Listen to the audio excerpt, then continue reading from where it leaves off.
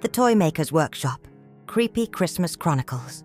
The town of Wintermere was known for its festive charm, but nothing drew crowds like the annual unveiling at Kranz's toy workshop.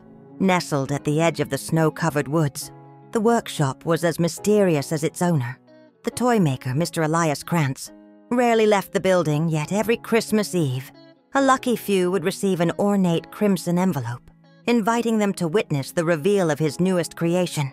This year, Penny, a curious 12-year-old with a knack for fixing broken things, found an envelope waiting on her windowsill. It wasn't addressed to anyone. Inside was a note. For those who value craftsmanship, come see the art of perfection. Midnight sharp. Her parents dismissed it as nonsense, but Penny felt an unshakable pull toward the workshop. That night, clutching the invitation, she trudged through the snow. The workshop loomed ahead, its windows glowing faintly.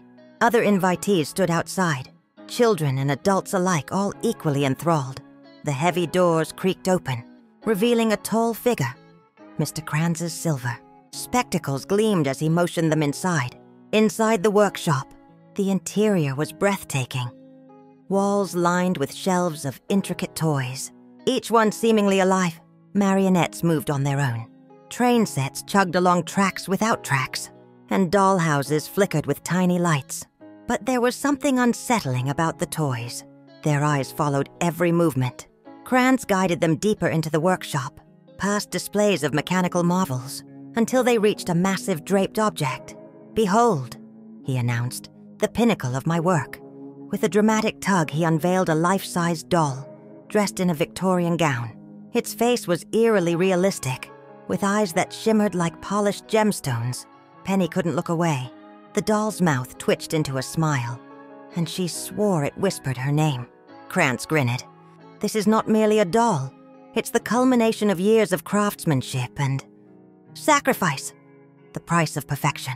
As the guests marveled, Kranz clapped his hands and the doll began to move.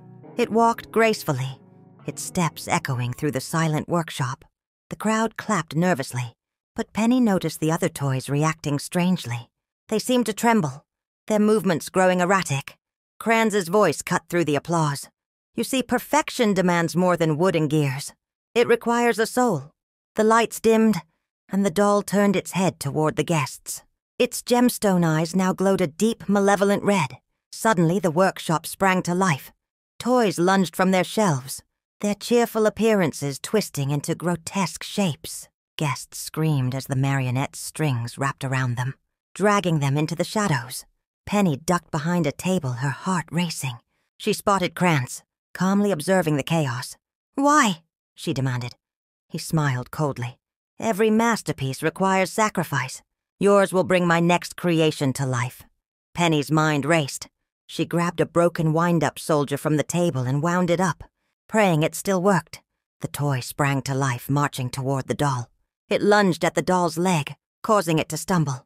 Seizing the opportunity, Penny darted toward the door. Weaving through the chaos, toys reached for her, but she swatted them away with whatever she could grab. The doll's chilling laughter echoed behind her, growing louder. With a final burst of energy, Penny slammed into the heavy doors. They burst open and she tumbled into the snow. The cold air burned her lungs as she ran toward the town, never looking back. The next morning, Kranz's workshop was gone. In its place was an empty, snow-covered field. Penny clutched the broken toy soldier tightly, vowing never to forget the horrors she witnessed. But every Christmas Eve, she hears whispers on the wind, a faint melody, like a music box beckoning her back.